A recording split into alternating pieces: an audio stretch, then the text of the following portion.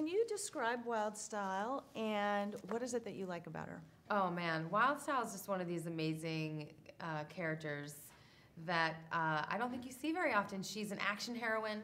She's kick butt. She's take charge. She rescues the boys.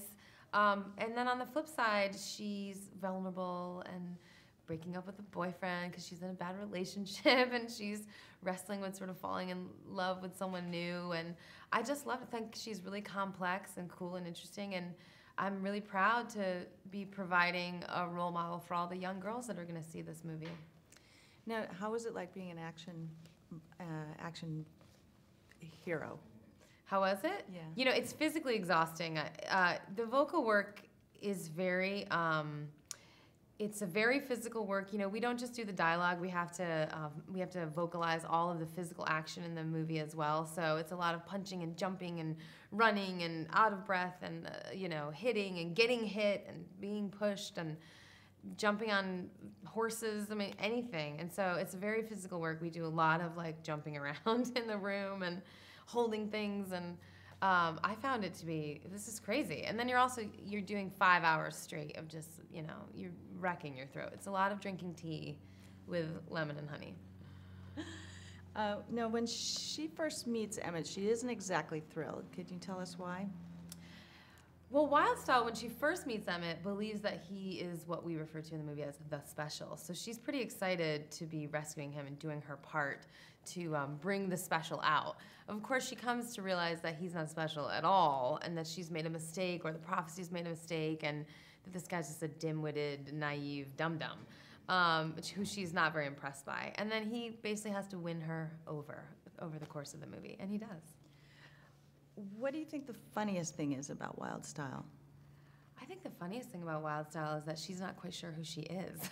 You know, her real name is Lucy. She's sort of taken on this dark, brooding identity, you know, Wyldstyle, while she dates her dark, brooding boyfriend, Batman. You know, I think she's really let him sort of influence her, frankly. It's a very sort of layered, detailed portrayal of a woman at a crossroads in her life. And it's actually very deep in a weird way. For a kid's movie, it's a pretty deep character trait. Now, obviously, this film is going to, the kids are going to love this film. Do you think that adults will find it entertaining as well? Oh, absolutely. Well, we made this movie for ourselves. You know, we don't play children in the movie. We play adults with real adult issues, you know. What am I supposed to be doing with my life? And, you know, who am I supposed to be dating? You know, all these sort of very adult themes. We don't talk down to children. And I think kids, you know, cool factor, that always flows down, you know. So little kids are going to love this movie. The older kids are going to think it's cool. And then adults are just going to, like, completely go bananas for it. That's great.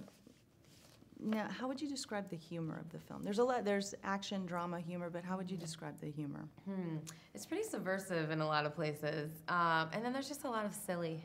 You know, there's so much silly in this movie. There's a Unikitty with a dance party on a cloud. I mean, it's just silly, silly. Now, were you a Lego fan growing up?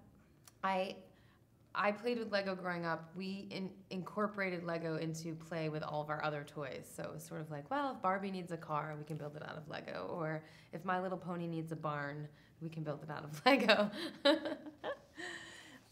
What do you think the appeal of Lego is, generation after generation? Well, you know, I have 2 young boys, and I think they're amazing teaching tools. As a toy, it's, you know, colors, shapes, numbers, you know, how many do you need, how many do you add up to make a tower, and then also just fine motor skills. I mean, it's amazing to see them put things together and pull them apart, and then also just the mantra of Lego generally, which is free play and innovation and creativity. And you know, I love seeing my boys, you know, what comes out of their brain and, like, gets translated through their hands into what they create, and that they can integrate. You know, Lego plays really great with other toys, so the fact that they can play cars and make, you know, a roadway out of Lego, it's great. I mean, it's a staple of childhood. And that kind of ties in with the film's themes. What are the bigger themes of the film, do you think? What really appeals to me, I mean, that, at the heart of this movie is someone who is trying to understand how he is special in the world.